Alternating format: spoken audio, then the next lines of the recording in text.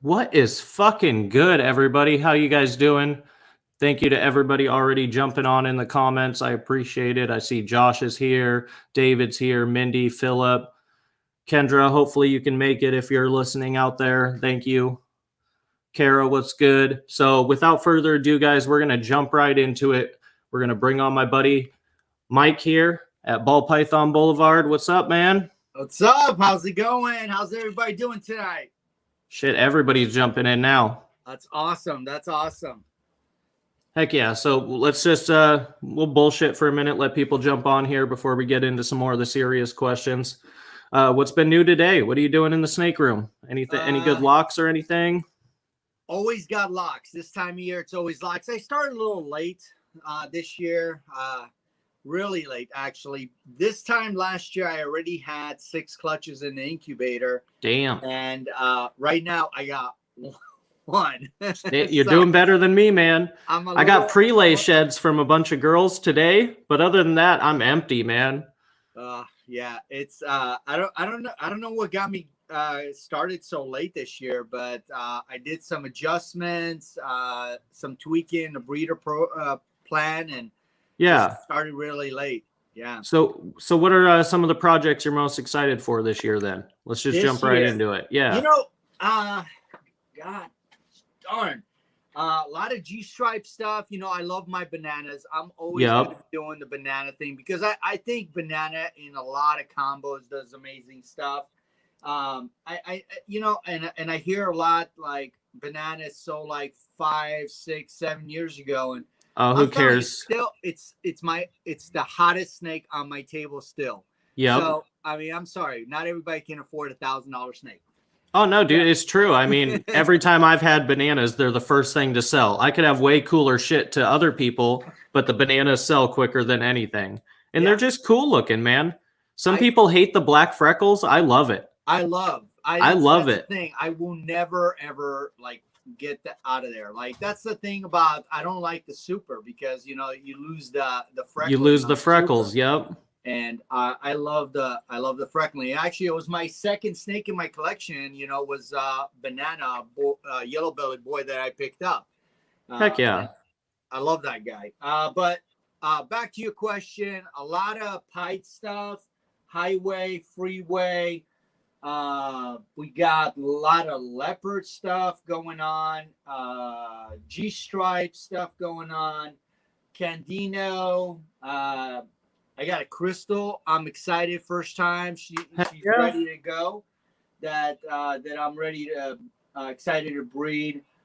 A lot of hypo stuff, ghost, whatever you would like to call it. Yep. But yeah, I mean, man, I'm all over the place. Like Kendra tells me I'm just too all over the place. I gotta like narrow it down. Yep. I can't do it. Dude, that's where I was honestly, I looked at my racks the other day and I was like, damn, I have all these projects, but I only have like, 5 or, such of each project. I'm like, man, I might need to bump these numbers up or cut down some projects or something. Yeah. And then a clown. I can't, I don't know how I just overlooked the clown, but I got a lot of female clowns that are ready to go this year. So I'm excited. Heck yeah, man. That's awesome. So that leads me to ask, you said freeway and highway. So you're working with both gravel and asphalt then now. Yeah. Which one do you like more and why? I got to ask. I'm a gravel guy, so I got to ask. I'm an asphalt guy. Really? Yeah. I mean, I definitely like it. I feel like it's definitely got a darker pattern to it. Yep. It's just brighter. Yeah, I love it. But the thing is like I feel like highway with certain genes mixed in looks better. But on its own, you just put the two side by side. Yeah. I gotta go. I gotta go freeway for sure. I can attest to that. You know what got me honestly was the supers.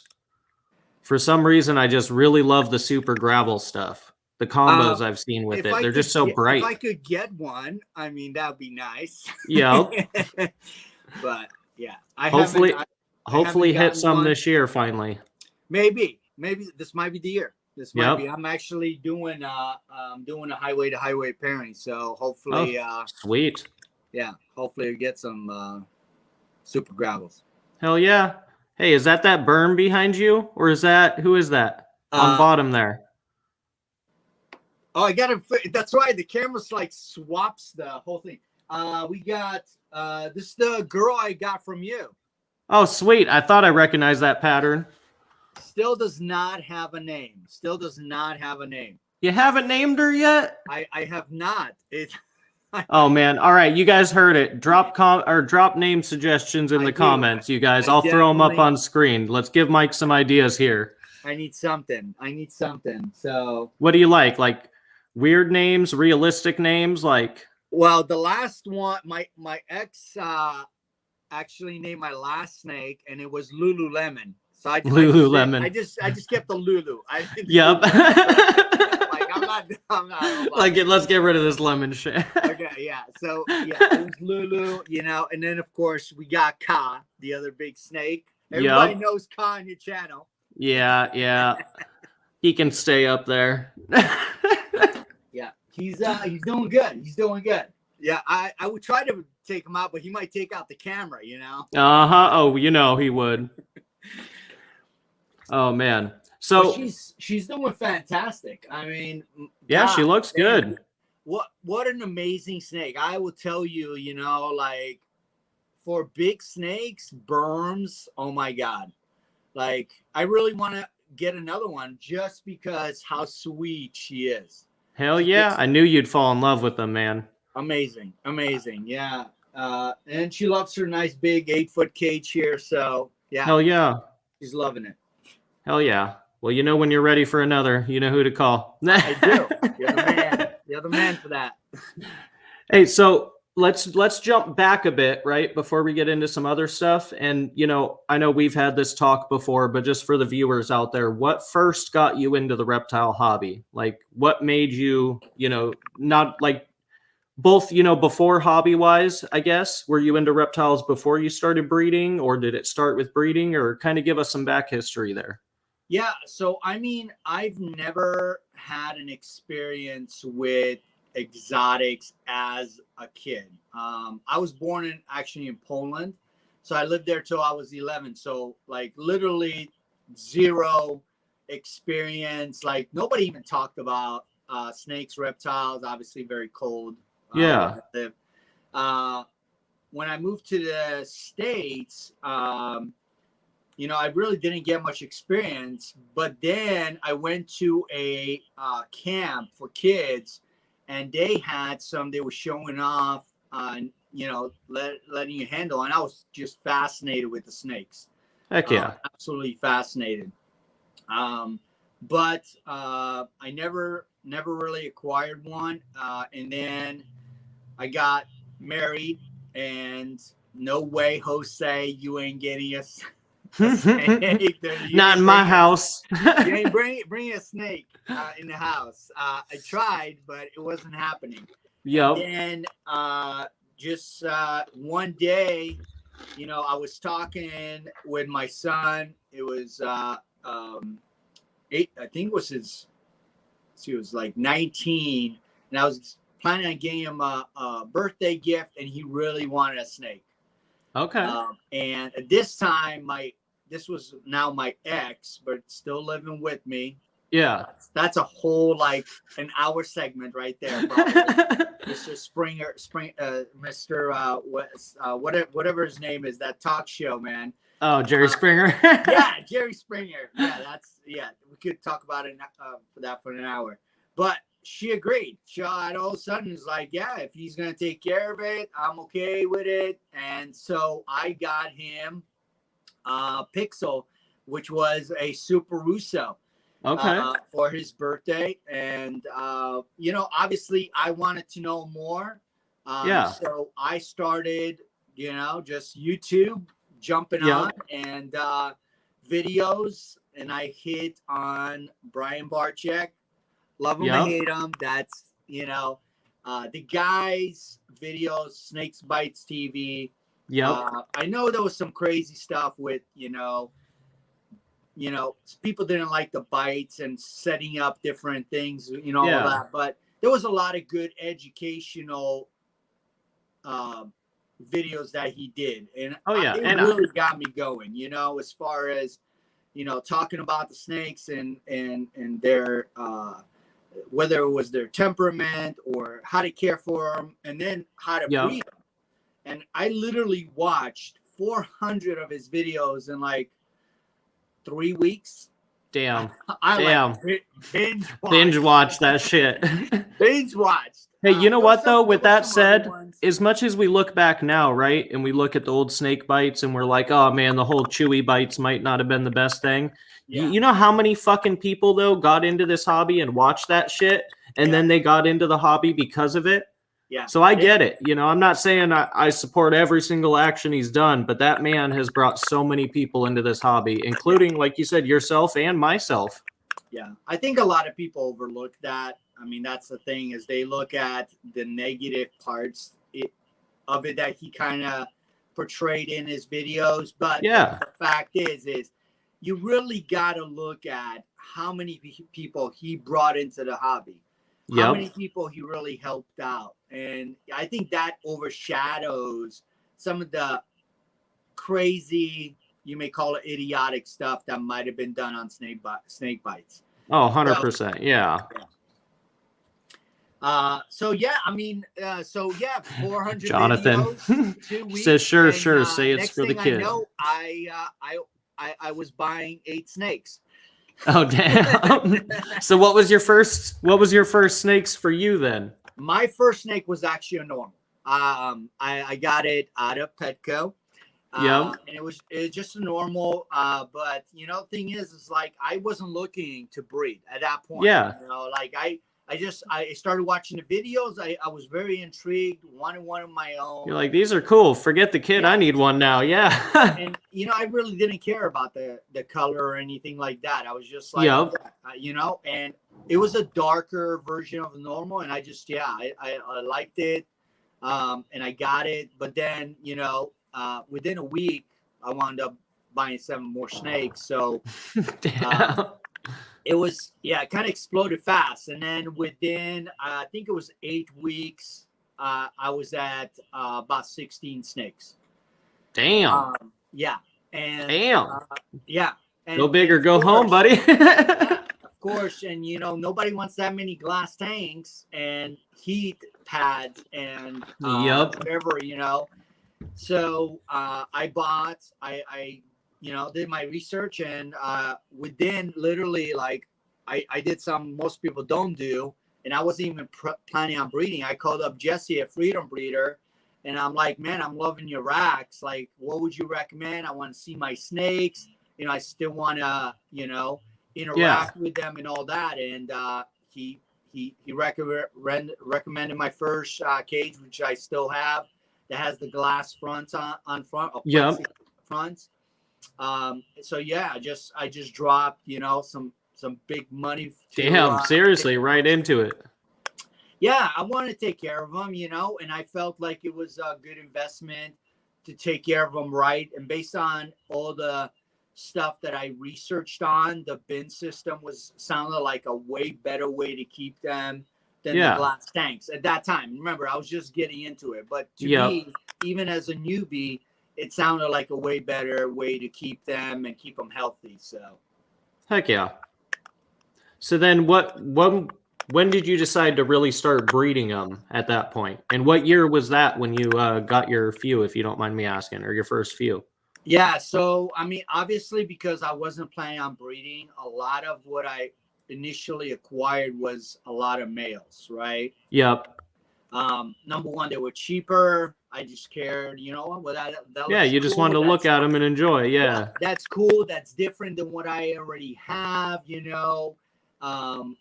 so that was my main thing. And I think it was about 3-4 months in, after having the 16 snakes already, I was like, if I'm going to raise these things, I already got the right setup for it. Maybe I should consider doing some small breeding. Yeah. We see how that escalated. Yeah. so I mean, so that's the thing. So, and then, you know, obviously I started off with babies, so I didn't do squat for, you know, 3 years, 2.5, 3 years. Yeah. I did do a video, which is actually my most popular video on YouTube, the do's and don'ts of, but, yeah, it just, yeah, it just kind of exploded from there. I mean, once I started going, I just like started acquiring more snakes. And once I obviously decided to breed, I started really digging in, jumped on a lot of auctions, sites. Obviously, you know, a lot of the breeders don't do what they used to do, but there used to be a lot of Facebook auctions. I don't know if people know that, but and I participated in a ton of them, and I got a lot of snakes that way. I got a lot of snakes from Rennick. You know, that was every time I mention his name, it still hits me hard, man. Yeah, that was a hard loss for the community for sure. Yeah. Got about 20 snakes from him. We made some good deals, and I got a lot of great snakes from him. Yeah, and then boom, breeding started. Yeah. So what was like your first, do you remember your first pairing or like the first projects when you started breeding, you were like, I want to produce this? Yes. First pairing that I ever did, and I purposely did this, was banana to banana. So I actually acquired a female banana, not very cheap at the time. Yep. And I bred that to my banana yellow belly. That was my first ever pairing. 8 eggs, still remember. Nice. And all viable, all did great. And got 2 supers out of that. Sold those off. I didn't like the fact that they didn't have any, you know, freckling. Yeah. And I didn't know. I actually didn't know that at the time. You know, because I only found out when I went to ID to find out how to ID supers, that I found out, you know, they start losing their speckling. You know, they don't show. So, but yeah, it was a great clutch. I mean, I think I got 6 total bananas out of that. Damn.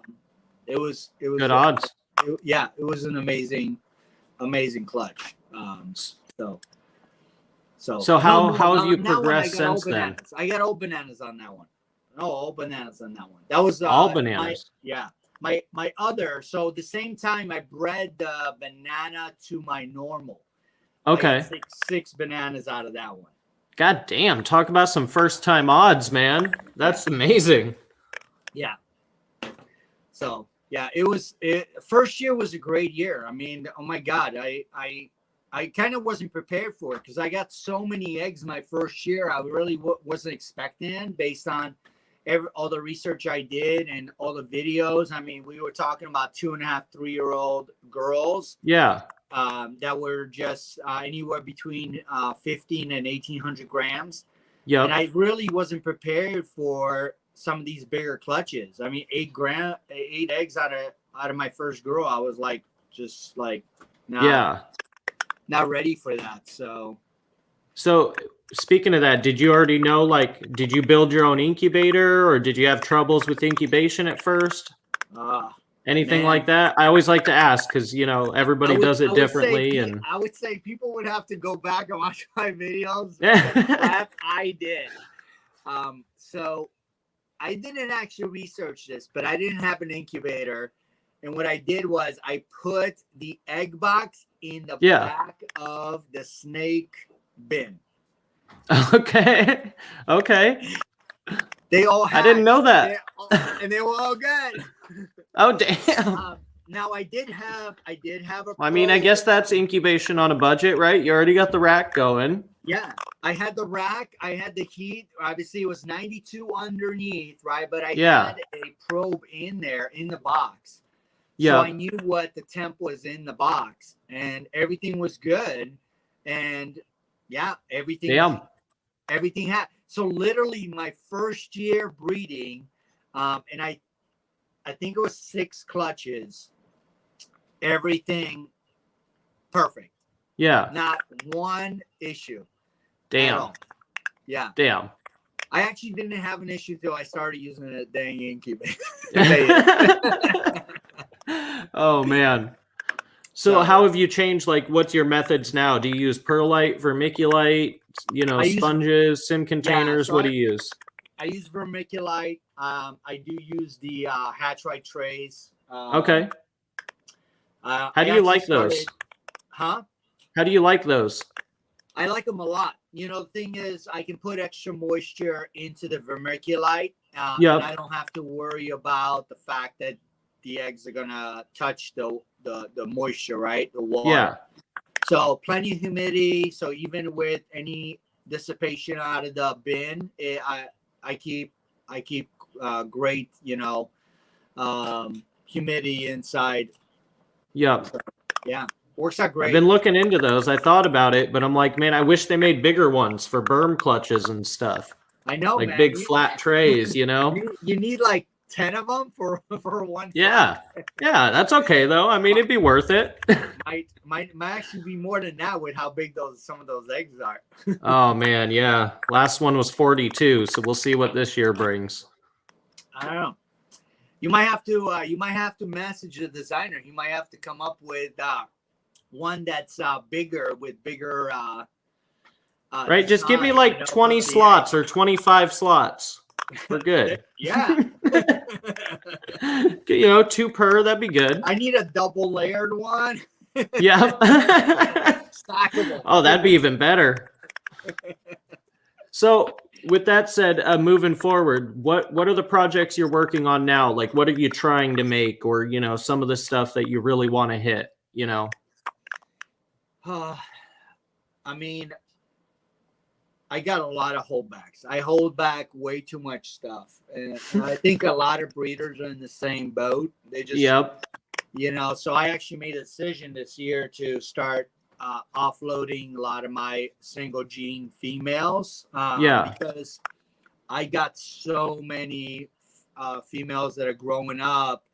A lot of like leopard pewter pied stuff. A lot of scaleless head stuff that has extra genes like leopard scaleless head, GHI leopard scaleless head. I mean, nice. I'm just looking at some of these tags across from me. It's like, there's a lot of pied female banana stuff, that raising up. That all this stuff has got to go somewhere, and I'm like, okay, do I keep producing? Obviously, I still want to produce some more basic stuff because thing is, what I love the shows. You know that about me. Yep. Like, I didn't even jump on Morph Market till the whole COVID thing. I stayed off a Morph Market because I love the show so much. I love the interaction with the people, especially the kids, and getting them excited about the snakes. And so I really didn't want to do the online thing. I just wanted to do the shows. So I had to customize my breeding for a long time to what was going to sell at a show. Yeah. As you know, in the Pacific Northwest, especially Oregon, Montana, Idaho, Washington, we don't sell $5,000 snakes at shows. Nope. No. You want to stay to that 250, maybe 800 range. Yeah. I mean, the most expensive I sold at a show was $1,200. Yep.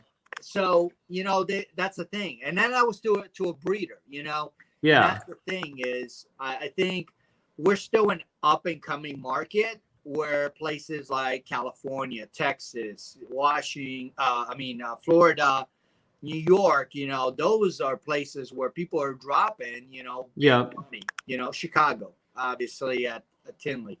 Yeah. People are dropping big money because a lot of those, a lot of breeders visit those shows and, they drop. But so have you ever thought about traveling and doing those shows? I was contemplating doing California this year, Sacramento. It all obviously depends on the whole COVID restrictions and kind of what happens. Obviously, I want to make sure I have the right animals to be able to sell at those shows. So I'm gonna look to people that have done them to kind of give me insight on what to bring. And what sells well. But yeah, I was contemplating doing some Californias like Sacramento. Yep, I was actually just going to ask you about that. I was thinking about doing that. Yeah, just some that's not too deep into this state, but still, potentially, get some additional exposure, maybe sell some of the higher end stuff and not necessarily have to, because I really do love the shows. I really do love it. So damn, big dog MJ showed up, man. Nice. Love it. Net. Mad respect, brother. Dude, yeah, I thought about, kind of traveling doing the shows, but I'm like, I just don't know if I'm at that level yet, production-wise. Like, how many clutches are you expecting this season, you think? I get asked this every year. I love that smile. That means it's a good number. That's the thing is that you get asked this every year and you go like, okay, this is how many females I got ready to go. And, we all know not everything goes, Yeah, you're going to breed 50 and get 30 and be happy even if you get 20. Yeah, exactly. So we did 31 clutches last year. Obviously our best year. It's technically only our 4th year breeding. So, it's, I'm thinking around 50. Nice. It's been kind of doubling every year. Yeah.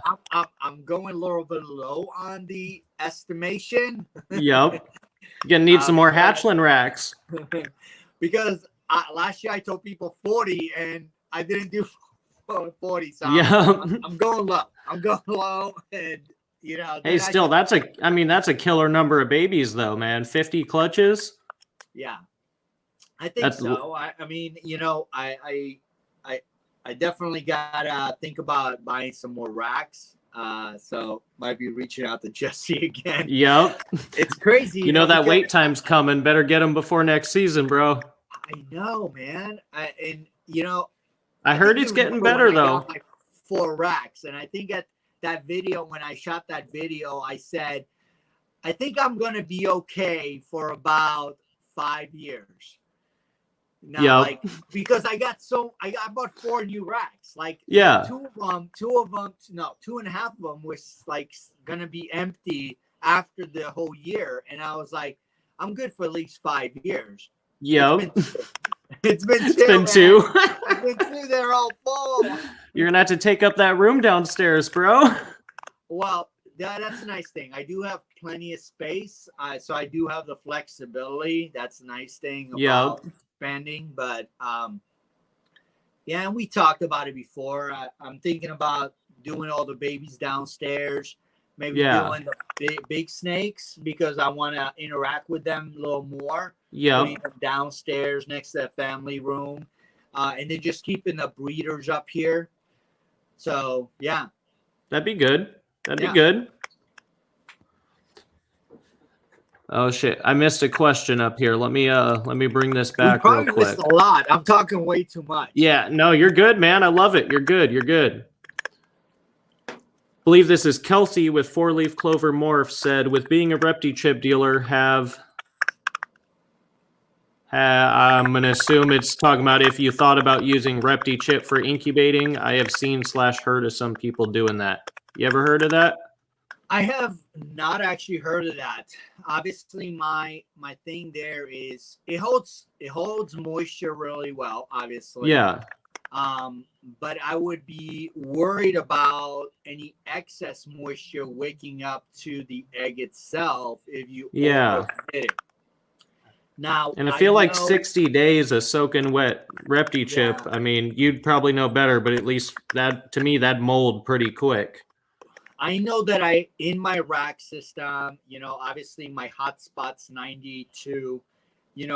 I have to water or spray down my Repti Chip more than every 60 days because it dries out rather quickly. So I don't know how well it would hold the moisture over that 60 days or even possibly over 30 days. Yeah. You know, because you're talking about 89 degrees in the incubator.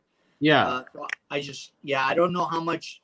I mean, I guess I could test the dry run and see how that works, but I don't know. For sure. It's a great question. I haven't seen a video, but you should definitely shoot me a message because I love to see a video if there's a video out there.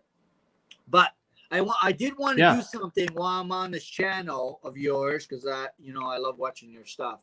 But how many people we got on? How many people we got on? I don't have a count on here, but 23 people. All right. 23 so people. Here's the thing. First 10 people that message me on Facebook, I'm going to send out some free stickers. So boom, you heard Facebook, Ball Python Blvd, and shoot me your name, address, and you're going to get stickers. First 10 people, go now. Well, go whenever. We don't want to. They're gonna dip out. We're gonna have 13 here real quick, and then they'll be back. People, you're gonna get it. His info is in the description of the video too, down below, guys. There you go. Awesome. So you can follow that right afterwards or whatever you want to do. That's awesome, man. Thank you. I didn't even know that, guys. So that's awesome. I'm generous. Might be more than 10. So be picked. You'll probably get one. That's awesome. Thanks, man. Yeah. Hey, so now what's your goal, I guess I should say, in the next 5 years as far as the breeding goes? Do you want to expand on numbers or just on, quality clutches, or what's your goal there? Let me just tell you that Sabrina and the Kelsey, they want their stickers. And Elijah wants their stickers. Oh my God. Oh, they're on it. Hey, Jonathan wants a sticker. I got you, people. I got you. Oh my God, Sabrina. Okay. All right. Let's see. And then you get your stickers. Heather did have a question. What do you do with your males that are ready to breed and your female that isn't ready to breed? You want to answer this one first? Yeah. I mean, I have my tricks to the trade. For sure. I've tried pretty much anything. The one thing I have seen that works really, really well is I will actually take a male that I'm not using that week or for that season, and I will actually pop him, get the sperm, yes, on my finger. Yep. And I will wipe it on the back of the female. And the male I throw in there usually goes crazy and they lock up like that. Heck yeah.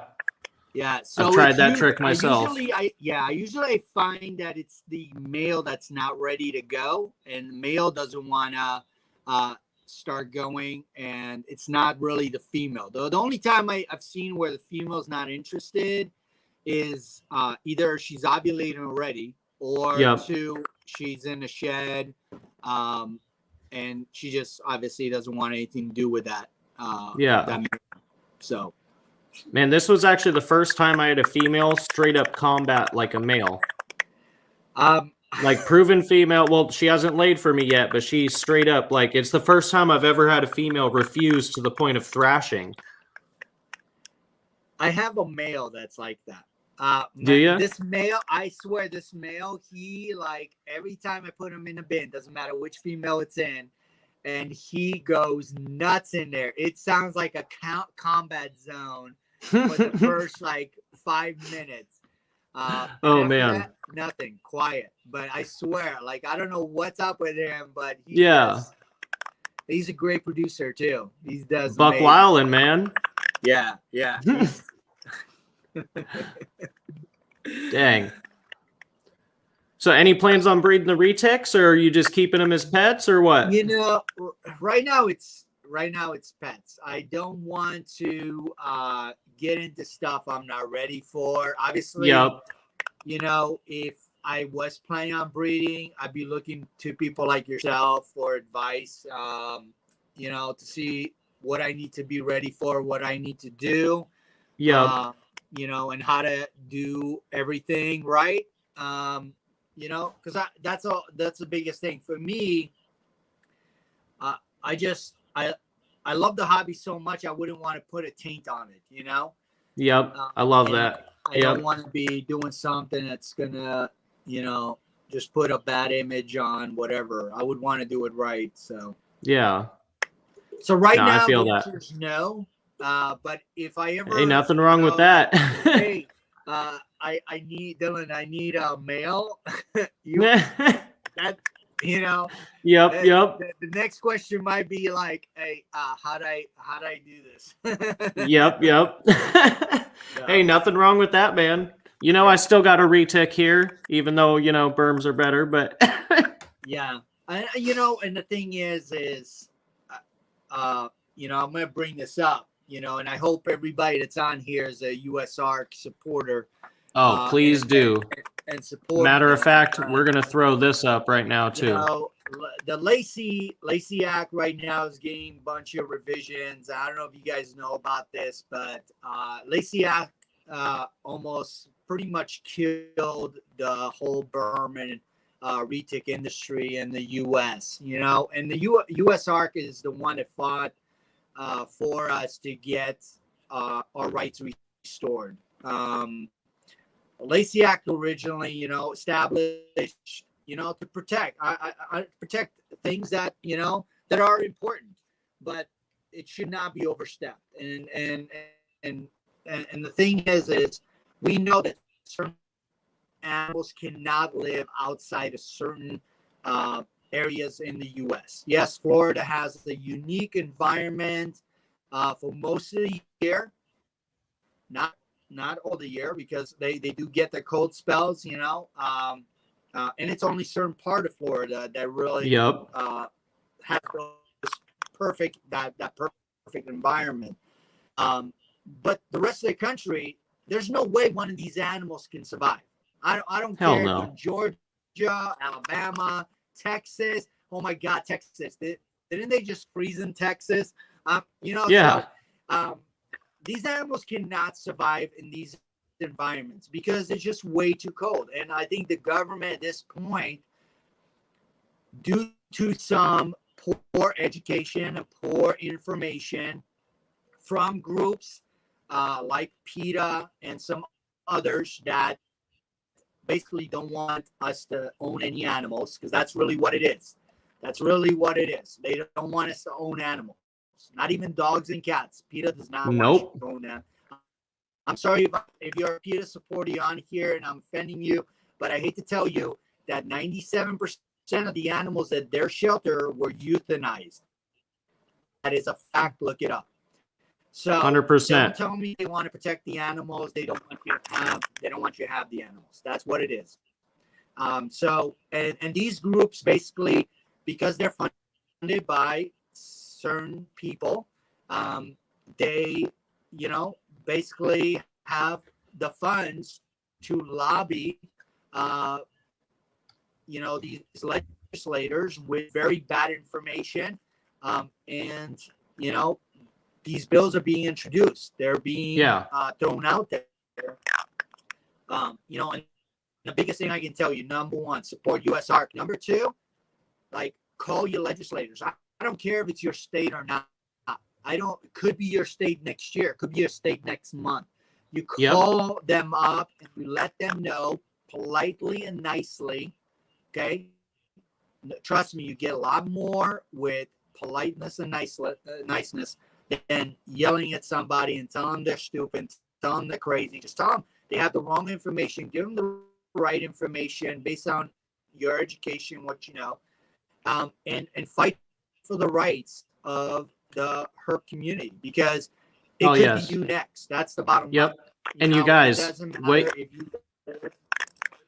You could be in North Dakota where it's super freezing, and they could put in a Lacey Act that you can't own a ball python. That's a fact. That could happen because legislators do not have the correct information. That's all it is. I feel it's a lack of education, and they just need to be educated to make the right informed decision. And please, you guys, along with what Mike's saying, I'm very passionate about this. no, dude, I love it. I love it. You know, and if you're not a US Arc supporter, I hope you get on their website and you at least get a bronze membership at $40 and support the community, because it ultimately helps all of us. So yep. And guys, along with what Mike just said too, go to US Arc. You can do more than donate and become a member. Please do. That's your responsibility as a reptile keeper, especially if you're breeding. There's no fucking reason at all you shouldn't be a member. $40 is nothing. That's a freaking normal. Don't even tell me you can't get a bronze membership, all right? On top of that, there's so much more that you guys can do than just donate. You guys can go and, like Mike was saying, call the legislators, write them, email them, join in on the live meetings that they have, and let people call in and be a part of that. And be polite, like he's saying, be polite and respectful. You know, it goes a lot further than piss and vinegar, so to speak.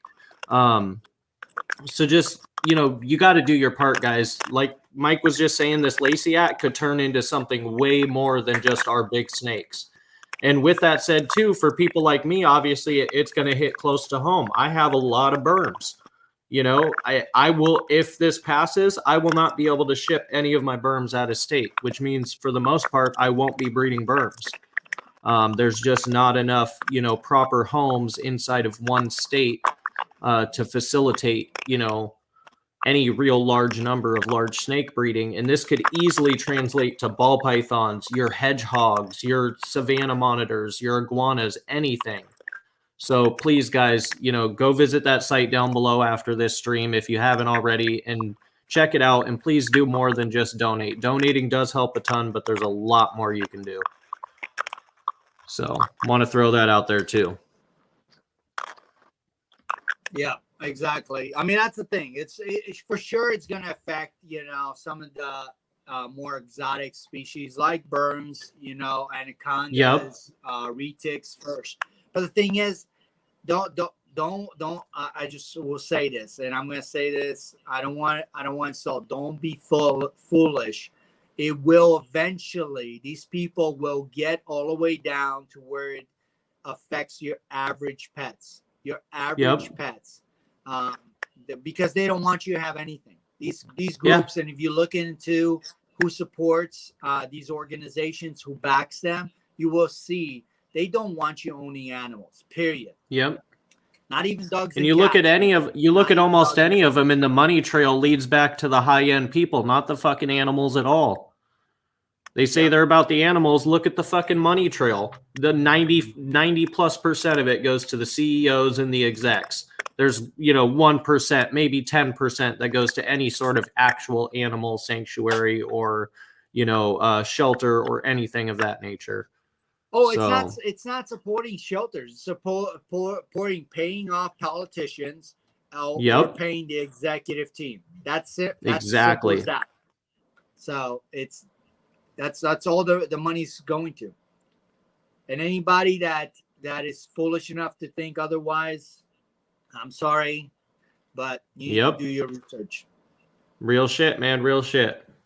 So in the next coming years, what project, if you had to pick one, like what is a goal animal you're trying to produce? Something you don't have yet, but you're trying to, you know, really make it.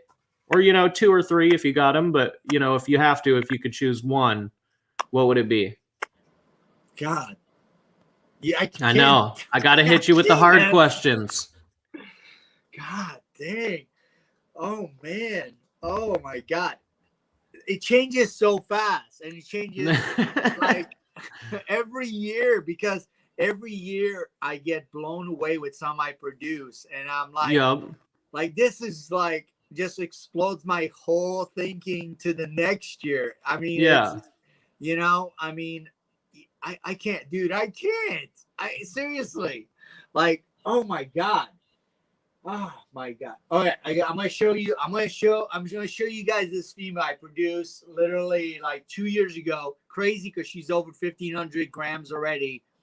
Heck yeah. Only after 2 seasons. 2 seasons. Good growing girl, man. I'm gonna throw you on the full screen. You'll still be able to hear me, but you're going on the full screen.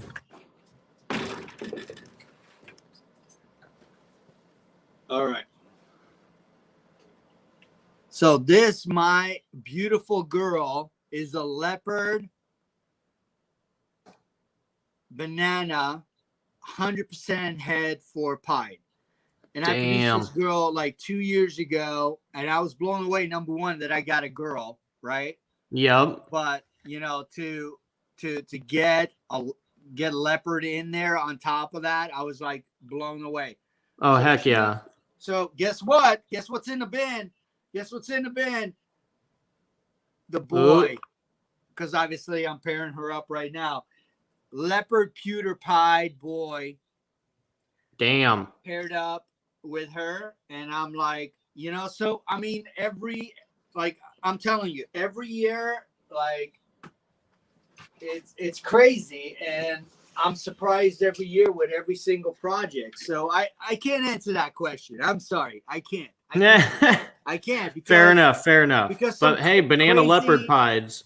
Some crazy clown stuff is gonna like just blow me away, or you know, or I don't know, man. Like right this year, this end of last year, I produced Coral Glow. It was supposed to be a clown clutch, but yeah, I didn't get any friggin' clowns. Freaking A, didn't get any damn clowns. But guess what? I did get 3 Coral Glow 100% head for clown girls in the same clutch.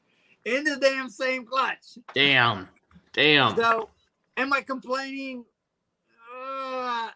No. And if so, just send them over here. That's fine. You can send them over here. I got boys for them.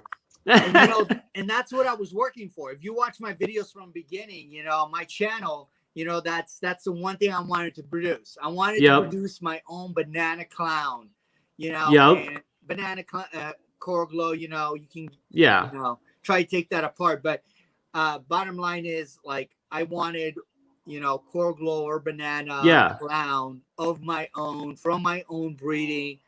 And I thought this was going to be it, man. I thought 2020 was going to be it. I didn't get it, but all of them are. That's funny you say that, because that's a project when I first got in. That's one of the things I really wanted to make and do it myself. I don't know why. It's, you know, one of those things. Sometimes you just got to do it yourself. Yeah. So, I mean, right now I'm keeping one back. One got sold today. I got one more available out there. So, but I mean, there's just so I wish I could hold it all. I really, honestly, I wish I could hold it all, but I can't. You know, that's the hard part, because I got only so much space, and I gotta narrow my focus, and I've been keeping so much back. Like last year, oh my God, I must have kept back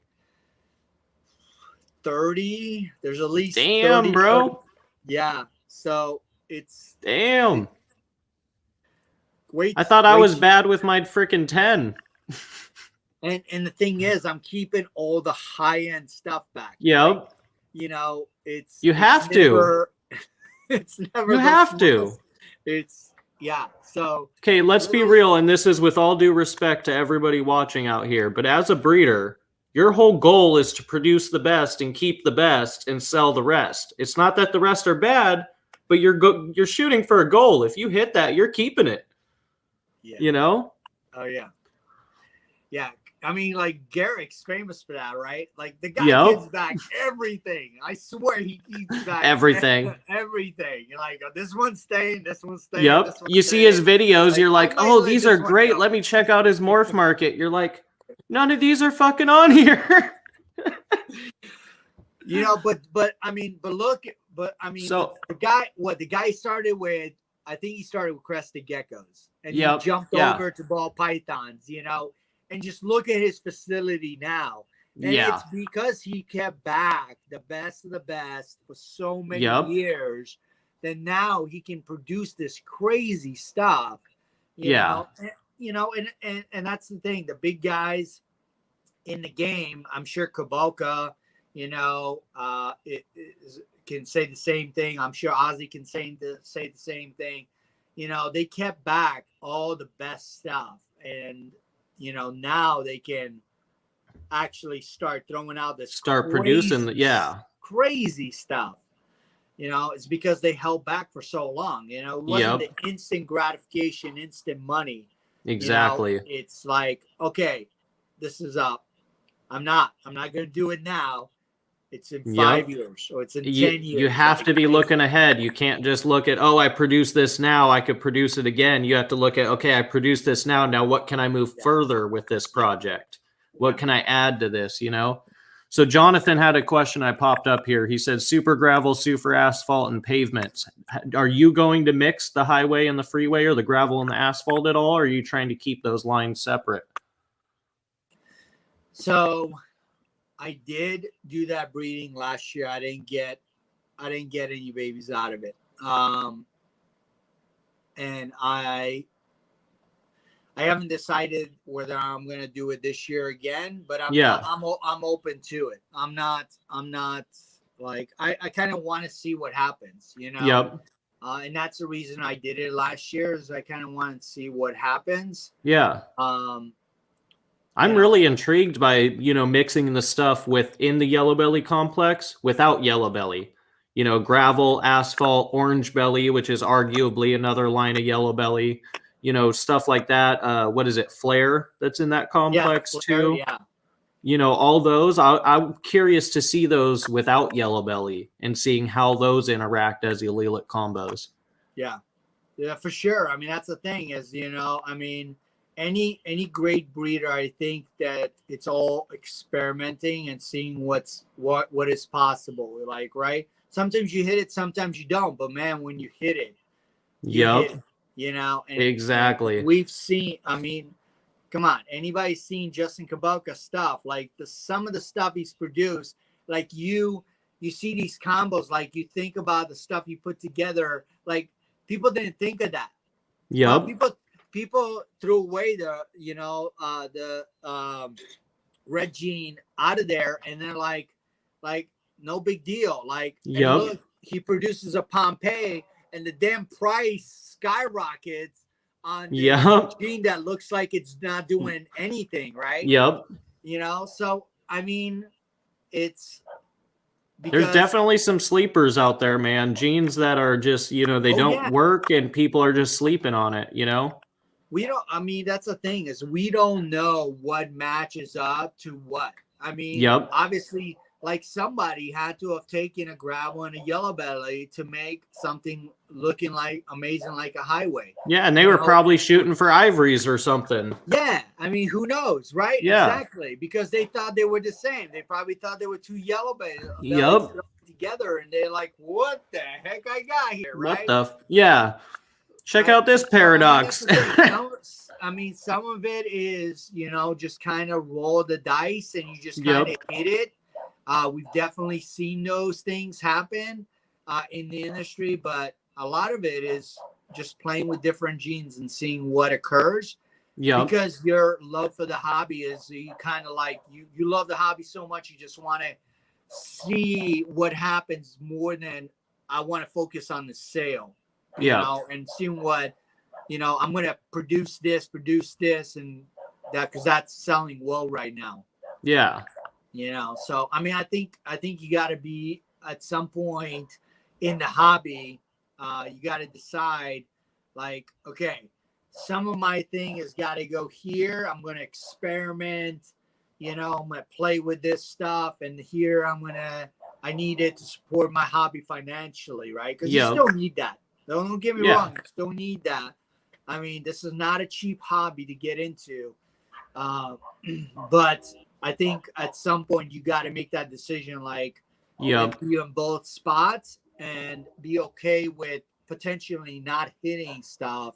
Because you're just messing around. You're doing some fun. You're enjoying the hobby, you know, playing with the different genes.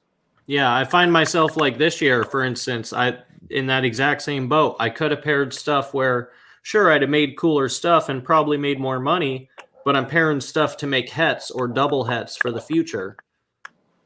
You know, because I want to plan ahead, you know, in 2-3 years, I want to be producing those double and triple recessive projects. Exactly. You know, then you always got to think ahead. You always got to think ahead in this hobby, you know. Yep. And honestly, I learned that from Kabaka. You know, I didn't get that from Brian. Yeah. Learned a lot from Brian, but I didn't get that from Brian. That was all Kabaka, and he's always thinking ahead, always thinking, you know, 3, 4, 5 years out. Yep. And that really changed my mindset, watching his videos and what he's doing in the hobby. No, most definitely, most definitely. So are you working on any, speaking of like double and triple recessive projects, are you working on any at the moment? I mean, I got some snow stuff going on. I'm doing clown and pipe stuff. You know, Dude, that's hilarious. You said snow stuff. You're the second person I've heard that from recently. And before that, I haven't heard about him in years. Yeah. So, so you got Exantic and Lavender Albino. Yep. Yeah. Yeah. So, Angel, do you know Angel from Angel Carol Reptiles? I don't. He's another local guy. He's right up the hill from me actually, and he's working on that project as well this year. Nice, nice. Yeah, I picked up my first. I think I picked up a year and a half ago. I picked up my first one. It wasn't cheap. Yeah, I bet. Then I got a bargain for one at a show at a breeder. It was the end of the show, and the breeder, nobody was buying because it's a local show. Probably in California, you would have sold it in the first 5 minutes. Right. You know, but you know, he didn't, and I don't want to say I lowballed him, but I lowballed him. and he took the lowball. Oh man. So I walked away with a snow for $500. Damn. Yeah. It was a steal. Jesus. I mean, honestly, it was a steal. It was a steal. This girl was already at 1,200 grams. Like, it was a steal. Oh, damn. He must have really needed that money. It was a steal. Damn. So, you know, but I mean, that's the thing is, you know, sometimes in a hobby, you know, obviously you're going to get the horrible offers, you know, and all that. Yeah. But if somebody comes to you and wants to sell you a snake, you know, I mean, sometimes, you know, and you're on the fence. Yeah. You throw a number out there. The worst you're going to get is a no. Yeah, exactly. The worst you're going to get, maybe you get a halfway point of where they wanted to meet. But, you know, I mean, I think as a breeder, you got to negotiate a little bit. Yeah. You know, there's definitely a point where you're insulting, but, you know, a breeder to breeder, I think that there's numbers that are like realistic, you know, because people sometimes get out of projects, you know, and they are looking to, you know, move in a different direction, and they really need to make up space. And, you know, they may be willing to offload, you know, something for a lower price. Yep. So it's always worth it, you know. In general, though, on Morph Market, because I'm not dealing with a whole lot of breeders on there. Yeah. You know, it's full price. My price is a firm. I do a lot of research to see where everybody's at. Yep. And I'm pretty much always at the bottom. I'm always like, because my thing is like, I want to put a snake in somebody's hands that's going to be excited for it. Yep. So, you know, I'm okay with this number, and I would be okay with it, and I'm just going to go. Yeah. I throw it out there. I try not to go, you know, with crazy numbers. The only I think the only ones where I think people sometimes got in, maybe, I don't know if they got insulted or they're like, why are you charging so much for a banana or Corgalo? Yeah. But I'm sorry, if you look at my Corgalos or bananas, no offense to other breeders. So if you're on here, I'm sorry if you produce some great stuff, but I'm just talking about Morph Market. I look at photos. No offense. I look at photos and I look at their pricing, and then I go price, right? Yep. And Hey, no, I'm the same look way. at, I'll look at stuff, and if my stuff genuinely looks 10 times better than the picture yeah, I'm staring at, I'm going to be a little higher. Sorry. exactly. You got to pay for quality. I did. Exactly. I paid more money to get into the hobby. I paid more money to get my bananas and my core glows from Dynasty Reptiles at the beginning, like, 6 years ago now, Yep. because I felt like he had like amazing stuff. I Yep. don't know. I'm sorry if you're I don't know if you're a guy or girl, because I never I don't know. It's Dynasty Reptiles. But that's where I know got my them. original core glows and bananas from, right? Okay. And like I paid more because I felt that was the best I've seen. And I looked at a lot of pages. So, I'm sorry if I'm charging 25 or $50 more for a double Kodam banana core glow, but it looks freaking literally 10 times better.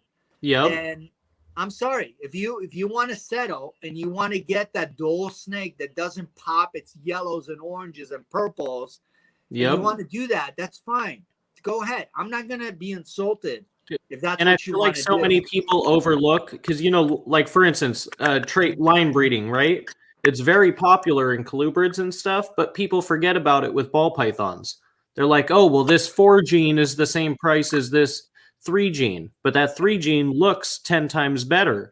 Yeah. It's that quality. And if you breed for quality, you're going to produce quality. I'm not saying you can't get two, semi-okay animals and produce quality. I'm not saying that, but like, I don't know. What's your experience with that? I feel like if you start off with a quality animal, in the long run, you're going to end up producing more quality. No, that's exactly right. I mean, that's the bottom line is like, I do not, and I have acquired snakes that look better in pictures. Yep. That when I got them, frankly, I was not impressed at all. The pictures were, I won't say doctored, but they definitely were under some extreme great lighting, maybe right after a shed. I don't know. Yeah, but, enhanced or something. Yeah. And yeah, I hate that. very quickly sold off those animals. And in a lot of cases, I took a loss on them because I didn't like it. That's not what I was going to use for breeding. Yep. And I'm sure you've been to shows. You've seen me sell some, breeder size boys and stuff. And that's exactly what it is. And I'm very clear. Like, I didn't produce this animal. I'm selling it, because it's not in my breeding program. Yep. And that's what it is. And I'm sure you too, like me, you'll use a male, and then you produce what you really wanted to with that male, but now you don't have a use for him in the future because you've got other males you plan on using, so you'll let him go. Sure, that happens as well. I mean, obviously, for my first year, I used, single, gene pied. Now I'm using leopard pewter pied, for instance. So, am I going to use the pied? No, I'm going to use a leopard exactly. pewter pied, or right. Something that has. If not, I'm going to take a multi-gene clown or something and throw them in there. I mean, so sure. As you're going through a hobby, you're going to sell off your breeders, especially when it goes, for the most part, males. But I always feel like that's not talked about enough, is people don't realize it's not necessarily a bad thing. And if anything, it gives other people who might be newer to the hobby a leg up. As long as you're not, one of those shiesty guys selling, your breeder girl that didn't lay for 4 years or slugged out for 4 years in a row. That's a different story. Yeah. Don't trust cheap breeder girls. Not everybody's a Miguel. And not everybody can go straight in and start dropping $4 or $5 grand on a snake. Obviously I didn't start with a leopard pewter pied when I started breeding my pieds. So, we can't just jump in big, right from the get-go. And, we all got to start somewhere. And, it's part of the hobby. You're going to let go some of your breeders, some of your breeder males, then some of your potentially breeder females, and that's hard. I tell you. So I got to ask though, did you ever keep your first normal? Yes. Do you have him? Can we see him? My first normal female. Oh, your first normal female. Okay. Oh, she's right there too. Perfect. She might be gravid. She might be. Oh, snap. There's my first ever snake into the house. Boom. Because Pixel was actually, obviously for my son. So yeah. And I did use Pixel for a lot of my breeding. Luckily, my son was generous enough to let me use Pixel for a lot of my Russo projects. Nice.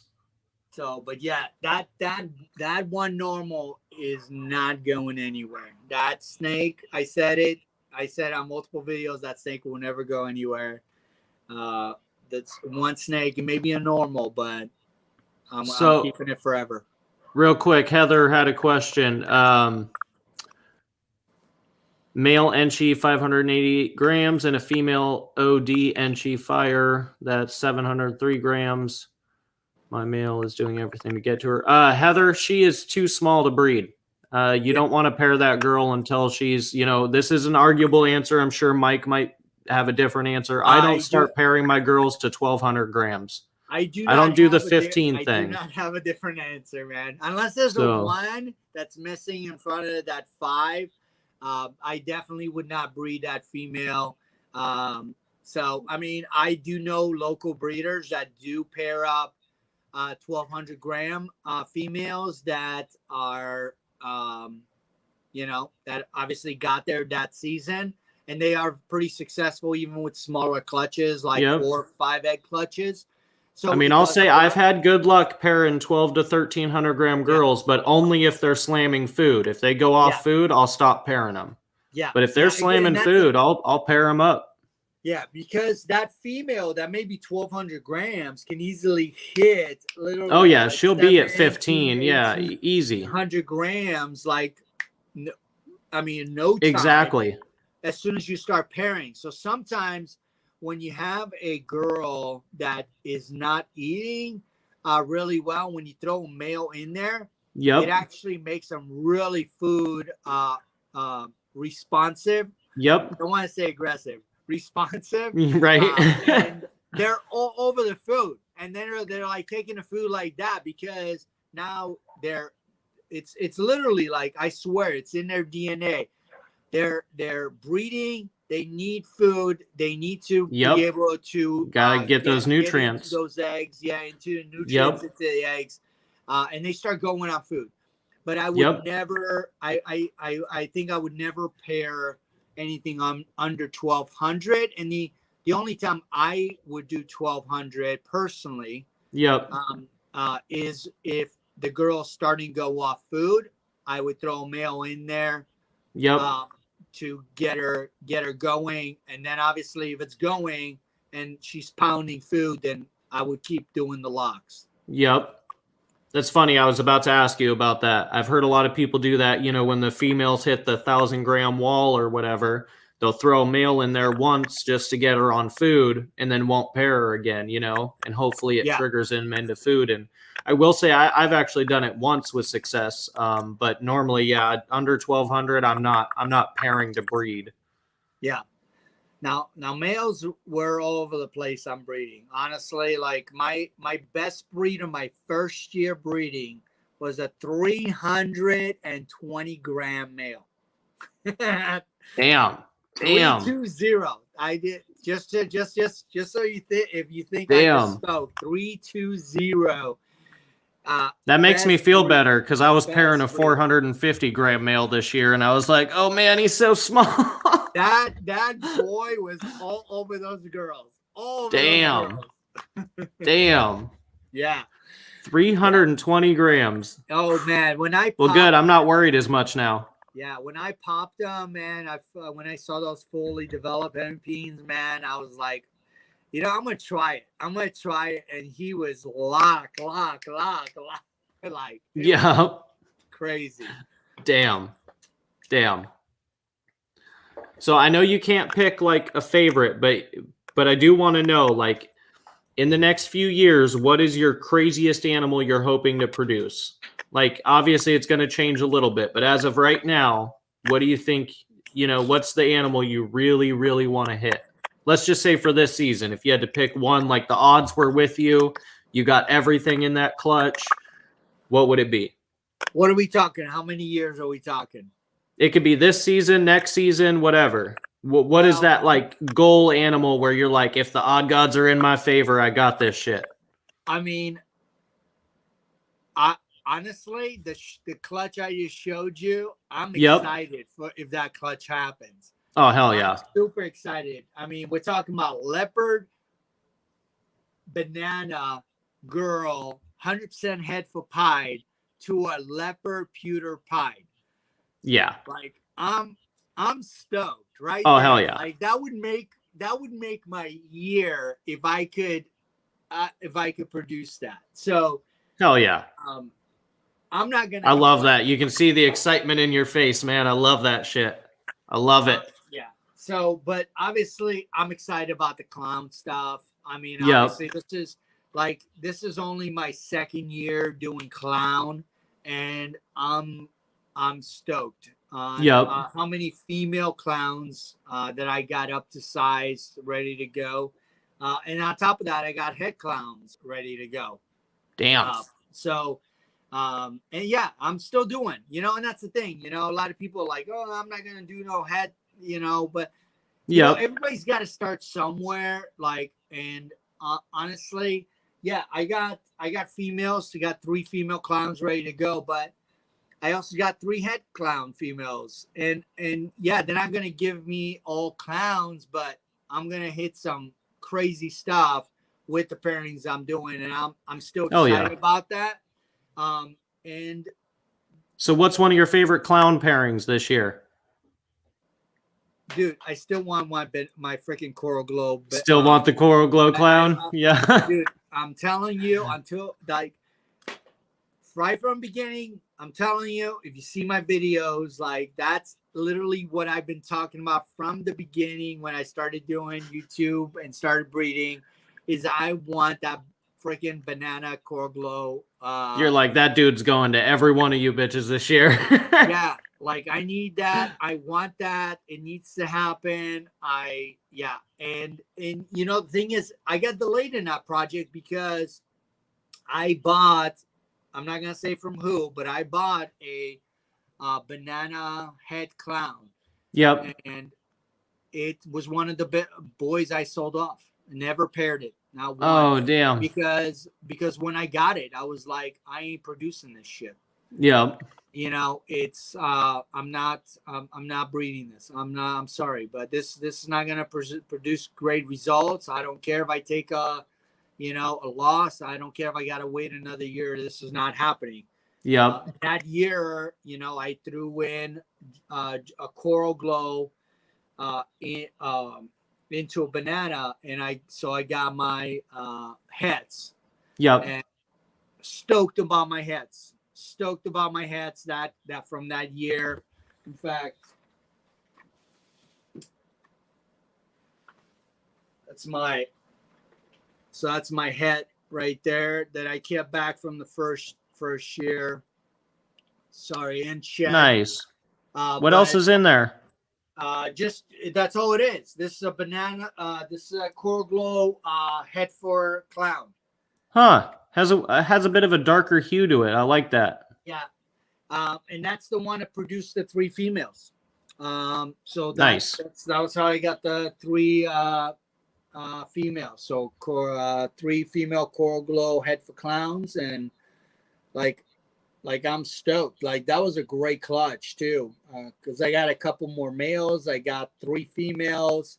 That was weird. It was really weird. I had to like triple pop these dang snakes because I was like, this is not what the odds are. Like, okay, it's either a freaking male maker or it's a female maker. It cannot be both. Like, there's no way. This is like 2 split up. There's no way I could have, because I got a banana head. I got just a straight. What the frick did I get? 1, 2, 3. Yeah, 3 females, 2 males. Oh, and then just a straight head clown. Yeah. But yeah, it was literally like 50-50. And I was like, there's no way. And so I'm like popping this thing again. I'm like, there's no way. I'm popping it again. I had a buddy over here and popping it in front of him. Sure enough, I got 3 females and then the 2 males and then a male on the last one. Damn. Which is just a head clown. And like, I was like, how the hell does this happen? Because if you have a male maker, only 5% technically is supposed to be female, right? So you got a 5% chance. Like, how the hell do I have 3? And you know what, though? They say that, and my male maker's given me 3 females so far. So it's almost 50%. Like, how the hell does that happen?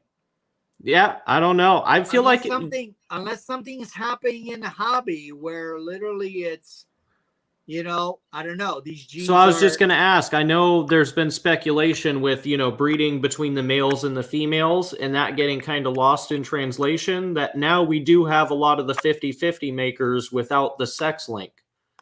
Yeah. And that could be a possibility. We don't, I mean, obviously like that, it's a speculation, but that's always a possibility. Because how the heck is it happening, right? And how multiple breeders are getting the same results. Yeah. But I'm not gonna complain. Like I'm not. Oh hell no. Complaining.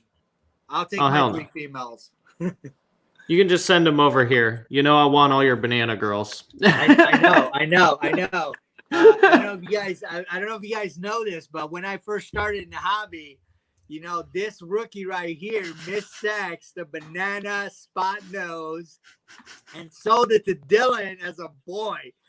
And guess what? It was not a boy.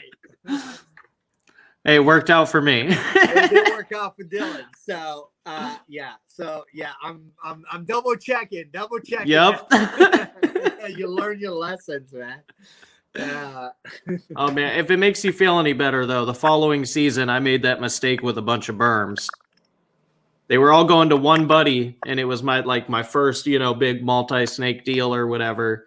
Yeah. Sent him a bunch and 50% of them were wrong and I was like, oh god, man, cost me $500 shipping back and forth to, you know, get the shit right. And I was just like, oh, so if it makes you feel any better. I think we all like it's, you know, you learn. Yeah, that's the thing. You know, we're not all experts on popping snakes at the beginning. You know, it takes practice. You know, but I'll tell you, when you start producing, you know, 15, 20, 30 clutches, you become pretty good expert at it. Yeah. So you know, I got to ask too, to kind of steer off the snake thing for a minute. I got to ask, do you have any hobbies outside of keeping the snakes that you like to do, or is snakes your thing? Or this snowboarding? It's all about snowboarding. Yeah. Hell yeah. Where do you like to go? I go Crystal Mountain. 3,400 vertical feet. For those that don't know, want to experience the amazing of Washington. It's the best mountain out there. Yeah. And yes, we have a gondola even, man, in Washington. Oh, shit. You do not have to go to Cali for a gondola because we got one in Washington. Yeah, it's awesome. And, you know, for those that watch my channel, Carter, you know, my boy, this is his first year. I threw him on the slopes and, man, he's a natural. Heck yeah. He's a natural. Yeah, it's, yeah, I got to throw his. So, CJ, Dirt Bike CJ, on Facebook and on YouTube. So you know, give him a follow. Like, what is that? You might get some cool videos going on. How do you spell that, Mike? Dirt Bike CJ. Dirt Bike CJ. All one word or what? Yeah. So it's Dirt Bike and then space CJ.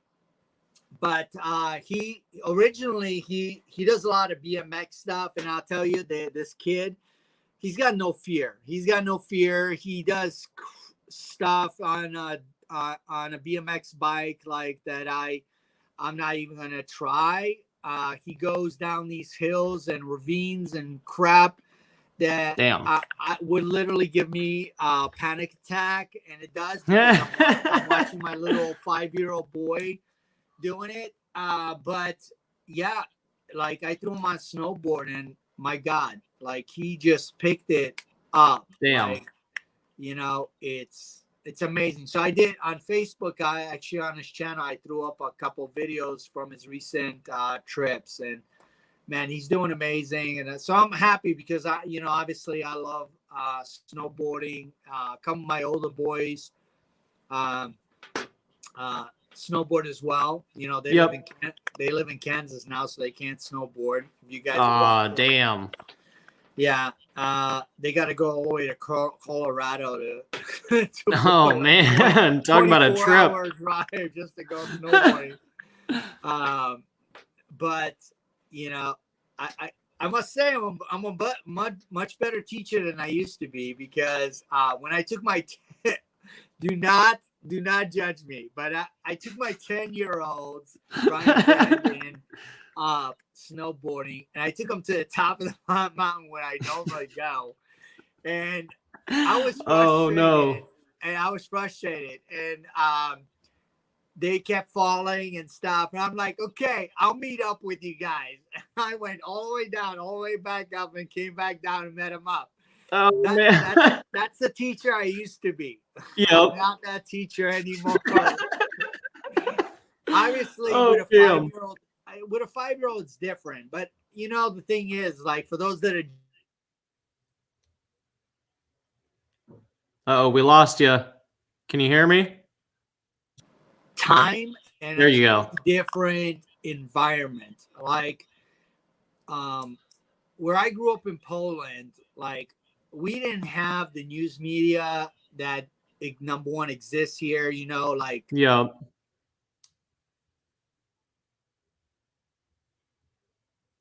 You're muted. Can you hear us? Mike! You're muted.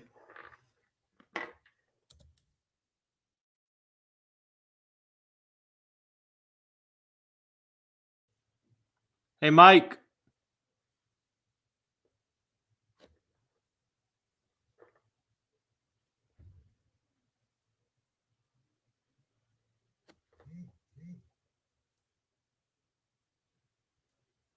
Nope. Can't hear you, bud. Still can't hear you. Try to exit out and then open it back up. Let's do this here. Can you hear me?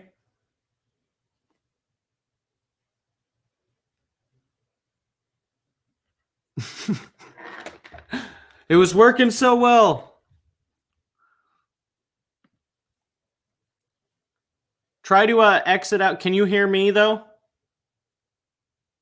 Here we go. I'm sure Mike will be back in a minute. He's probably going to exit out, come back in. Sorry about that, guys. By the way, if you guys have any questions for Mike, throw them down in the chat, and we'll see what we can do about getting them answered for you guys.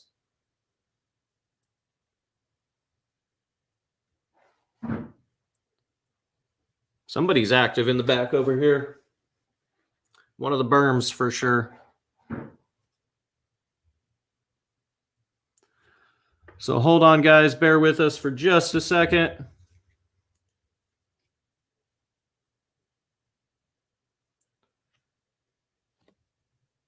Wait for Mike to jump back on. Follow the link again. See what happens if I need to message him.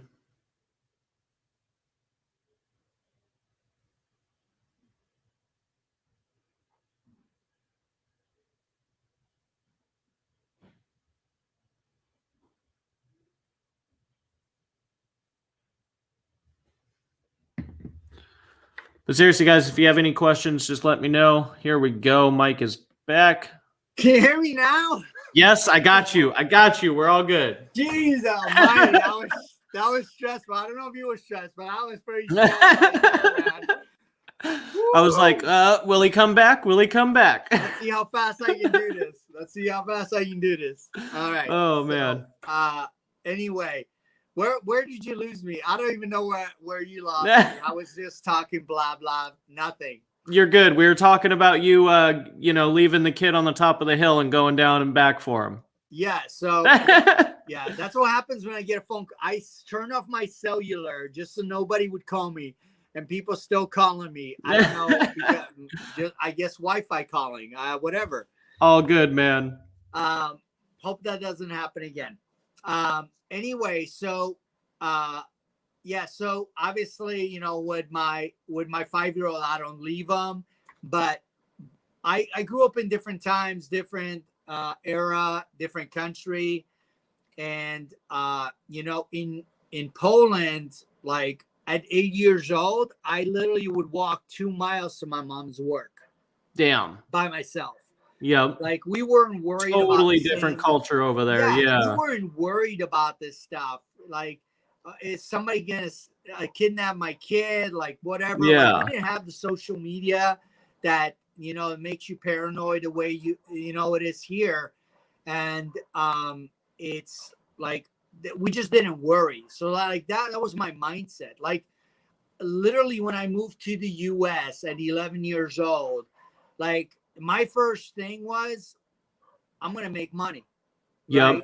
So in New York, you get a bottle and bottles and cans with 10 cents.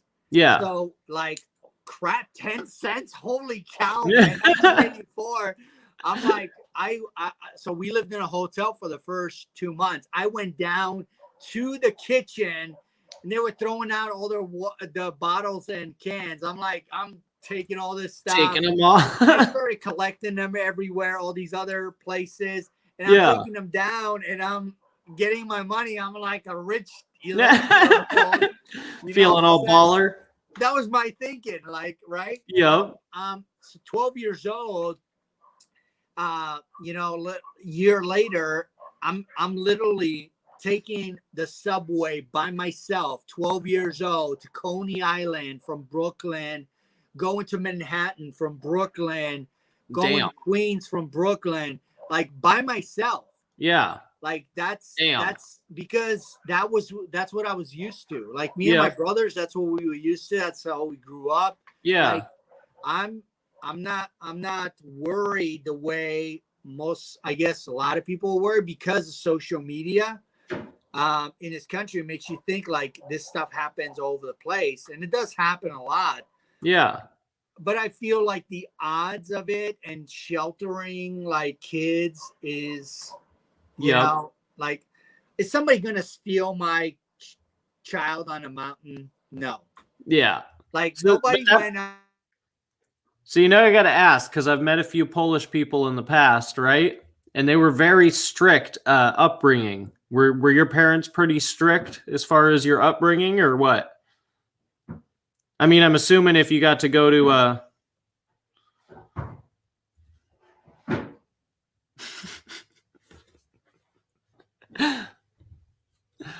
exit out and come back in. You're good. You're good. Oh, that's great.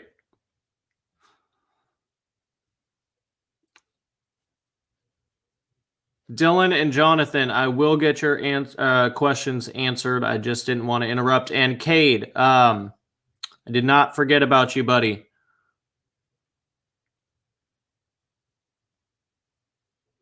So let me hold on. We'll wait for Mike to jump back on here, and then, you can get both of our opinions on that, because Mike does own a couple big snakes. But as far as, briefly go over it, at least my opinions on them, it's the only way to go to heat large enclosures. Radiant heat panels are a lot more energy efficient. They're a lot more, just as far as the heat goes, it's self-efficient. Hold on, Mike's jumping back on here. We good? Another phone call? I don't know if it's my kid or my ex, but somebody from that number is calling me and blowing it up. And I did text him this time. I said, stop calling.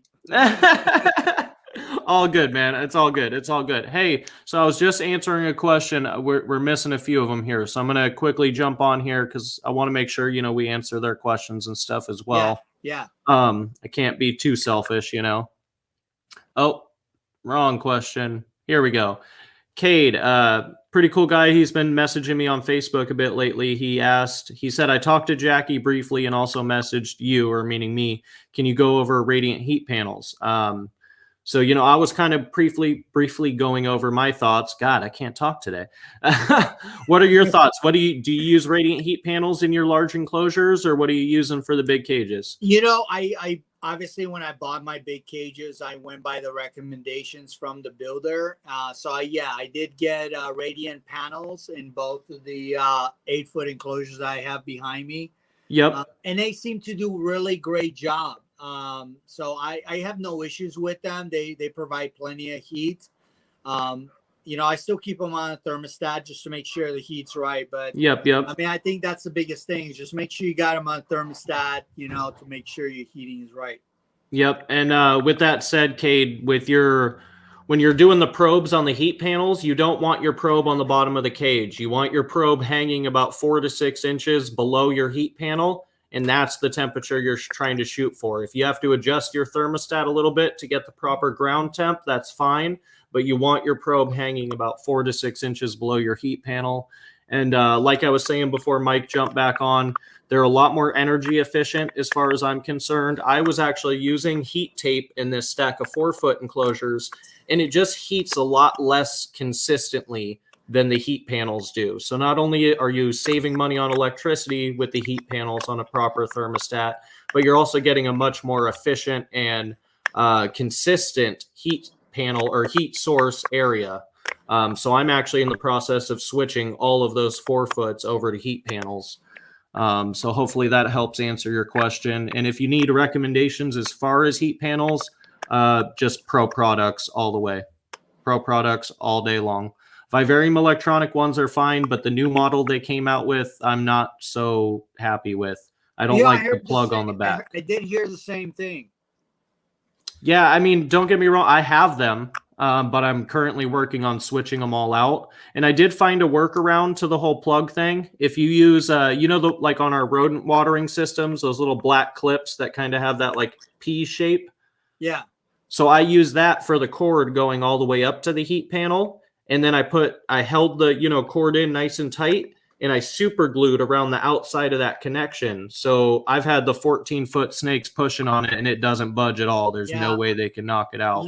And I don't know why they designed it that way. It makes no sense. Yeah, it's the stupidest design. I get having the cord, or a connector loose, but do it on the other side where it's never going to get bumped or pushed, like shit. So hopefully that answered your question, Cade. And then Dylan Smith, not to be confused with myself, the other local Dylan Smith. That did confuse me on one of your streams. Yep. Everybody on Facebook got so confused at first. Good guy, though. I've actually met him in person. It was a fun little trip. We went out on a hike, but that's another story. Either way, he wants to know, I want to know if Mike owns anything else outside of snakes. I do have 2 cats. 2 dogs. No, I don't have 2 dogs. I have 1 dog now. I do have a second dog that I watch from my ex. She drops him off. So my ex is actually my best friend still. I know, weird whole Jerry Springer whole thing. Yeah, but we're best friends, and still watch her dog. So and then I have a hedgehog. And that's pretty much it. I forgot you had the hedgehog. How's your hedgehog doing? Hedgehog's doing good. That boy is amazing. So yeah, I love that little guy. Ah, man, that's good to hear. I finally realized the other day, I think mine's getting kind of old, man. I feel bad. She's getting up there. She's already 4.5. Well, yeah. I guess they do have a short. Yeah. And yeah, it's unfortunate. Jonathan Carter, you know him, right? Of course. He said, "Who makes your enclosures?" The what? I'm assuming. Who are you asking this, Jonathan? Because I know we both have enclosures behind us. Well, what's the question? Sorry, I missed the question. Who makes your enclosures? I will plead the fifth on that. I do not like to talk negatively against anything or anybody in this hobby, but I would not buy the same thing again. So I will not mention who I got them from. That's all I will say about that on that subject. All right. And as far as mine, Jonathan, the top two over there are animal plastics. I'll plead the fifth like Mike on that one there. The 4-foots are all animal plastics T8s. And then these 8-foots on the side here, I actually built myself. We must have got them from the same place, Dylan. Maybe, I don't know. I plead the fifth, right? Exactly. I'm not sure. It was some guy, but yeah. I missed another one. But if you do want to know a great recommendation, I'm sure me and Dylan can help you out with a good recommendation on great enclosures that are very functional and do not have any workmanship issues. 100%. Dylan, the other Dylan Smith, that's what's good, Mike. Hedgehogs are awesome. Hedgehogs are awesome, Dylan. Damn, everybody's jumping on still. We got more people even coming in now. Everybody's laughing. Yeah, Jonathan, Big Sky's a good one. Animal plastics. I honestly, I love my APs. If it wasn't for the wait time and, you know, just really the price doesn't bug me. It's not too bad. The shipping's a pain, but really it's just the wait time that bugs me with AP, or else I'd have a lot more of them. I gotta second the Big Sky. You know, the guy's amazing. His workmanship is amazing. Yep, I've never heard a negative thing about any of his stuff ever. He does amazing work. Totally just a fantastic guy in the reptile community. He actually runs the Montana show. Oh, I didn't know that. Yeah. Damn. Missoula coming up in May 29th, day after my birthday. Damn. I will be there. Hope to see you guys there. We haven't gotten onto the subject of shows, but yeah. So are you going to do the show next month or what? You know I am. I am so stoked. Over 1 year, over a year. It's been January. Dude, yeah, seriously. 2020 since I did a show. I am stoked and hope to see you guys at the Hillsboro, Oregon shows at the end of April. It's going to be amazing. I'm just so ecstatic to you know, see people, see the kids, interact with people again. Yeah, it's going to be amazing. Oh, here we go. Big Shane's in the house. He said my buddy at Big Sky is Bing. Yeah. Yep. See, that's actually, you know, between Kendra and Shane here is when I first really started hearing all the good things about Big Sky. And, you know, me and Shane get along pretty well. So if he says Shane, or if he says Big Sky's good people, I trust it. I love Shane. I man, love the guy. Even though I did upset him a little bit at the last time we met up. Shit. I'm sorry, Shane. I'm sorry, Shane, that I sold the rest of the Repti Chip from under you. I am so sorry. I beg for your forgiveness. You heard it here, Shane. I'm sorry. I'm so sorry. You heard it here. No, dude, I'm really looking forward to the shows. I don't think I'll be able to vend Hillsboro. I might have a few things. I did have a buddy say I could put some stuff on his table, but man, I don't have that much left, honestly. Everybody kept hitting me up online. Yeah, I mean, Morph Market's been blowing up, and I have a feeling in the next week or two it's going to be blowing up again with the stimulus checks. You know, I mean, that's you know, I think like 43% of the country, you know, qualify to get that check. And, you know, I think probably only 5% really need that money, like really need it. And so I think for a lot of people, it's just extra money that they're, you know, buy stuff that they really want to get. And I think that a lot of them are going to look to Morph Market or the local shows to pick up something they really wanted. Maybe they couldn't afford. And yeah, so yeah, I think it's gonna really pick up and go crazy here. Oh, I agree. With these Plus, checks fading out. You know, I'll be there either way. I just love the whole atmosphere of the shows. Oh, that's exactly what it is. Yeah. Like, I can't believe I went so long before going to an expo. You know that Kendra drugged me to my first expo, right? Really? Yeah, it was the Monroe Expo. Do you remember that one? I do remember. That's where I got the snake first, from you. Yep, the first show I ever went to and vended, all in the same day. Yeah, the berm I still don't have a name for. Yep. Speaking of that, guys, seriously, more comments. I need name suggestions. That snake needs a name by the time this stream is over. All right. And I can't keep Mike here too much longer, guys. So throw questions and name suggestions. No, thank you so much for coming on, man. Dude, seriously, thank you. Yeah, I mean, yeah, and yeah, I can't say enough about the show starting up again. I'm so ecstatic. I'm just so ecstatic. Like, literally, like getting other people excited about the hobby, and especially the kids getting excited about snakes. Like, you know, I'm sure you've been around my tables, like, right? Like, like I'm like over with these snakes, 5 snakes at a time, because everybody wants to hold a snake, and I'm like great about, you know, especially with kids wanting to hold a snake, and like I just love seeing the smiles and excitement and just building a hobby. That's you know, that's my thing. Heck yeah. So.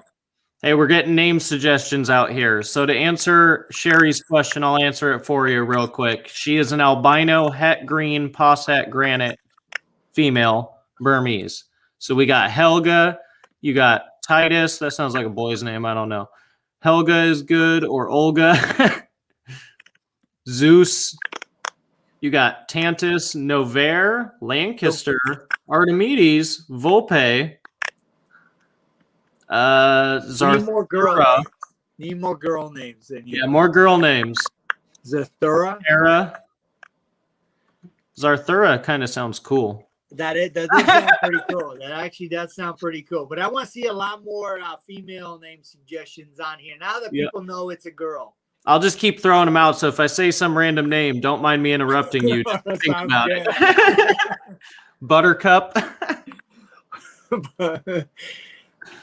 Tina, Nelly, Venus. Oh, they're popping off now. Everybody's going. They're going for it. Oh, man. So I got to ask, if you were to work with any other reptiles besides the snakes, what would it be? And why? To be honest, it wouldn't be. Yeah. Would you work with any other snake species, or are you just really loving the balls and where you're at with them? I love the balls, and I want to do it right. No matter what I do, I would want to do it right. And I've always loved like bearded dragons. But I mean, the thing is like you really got to have a lot of space, a lot of heating, UVB, all that stuff, and you know, like. I want to be able to devote the time to whatever I'm doing. And I just feel like I don't want to like split my time or be able or having to sacrifice and not be able to do it right. You know. So right now it's ball pythons. You know, if anything else happens, it's gonna be Berm maybe. But you'll be probably the first person to know if that happens. But right now it's balls all the way. I just want to do it right. So that does segue me into another question, not breeding wise, but do you have a dream reptile, like something that if you could, you know, just have one as a pet, is there anything that you would just die to have? I guess it doesn't have to be reptiles, but what would it be? A sloth. A sloth, really? Really? Of all things, a sloth? I love sloths. I love the way they look. I mean, yeah, I don't know. It's even the way they move. I mean, it's like okay, so I know you. I would love to dedicate a room for a sloth. That would be pretty badass. But I know you've watched Barchek's videos. Did you see the one where his sloth got out? I haven't. I gotta be. Oh my god. Okay, I'm gonna send you this shit after the stream. The thing looked like Predator crawling across the fucking floor.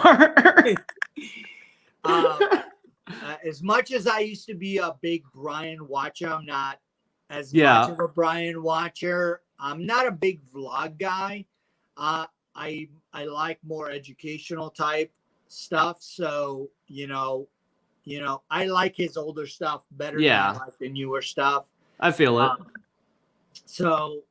Plus, there's only so much time. There's so many people you got to support. You kind of got to, I don't know about you, but I cycle the people because I want to show everybody love, but there's so many. I got a life to live and personal stuff to do. Like, you can only do so much. Exactly. Yeah.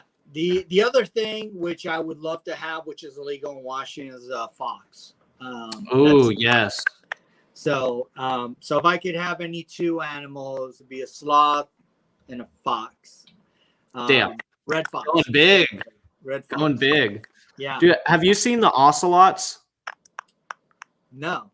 Oh, man. I've never been a big cat person, but I'll have to shoot you a picture later after the stream or something. Ocelots are the craziest, like, wild cat, man. And Amanda showed him to me, and I just want one now. I've never been a feline person. I don't want this shit to shred me. I mean, no offense, but oh no, it'll cut you up pretty good, but no worse than a monitor.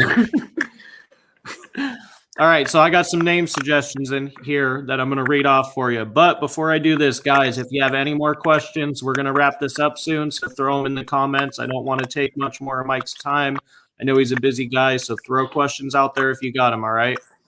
Let me go back up because these guys have been going crazy in the comments with name suggestions. All right, we got Leia, Vert, Zanolu, Oriana. Hopefully I'm pronouncing that right. Daisy, Melly, Archimedes, Freya, Mela. Hey, that would be named after her mom at that point. Tina from Bob's Burgers.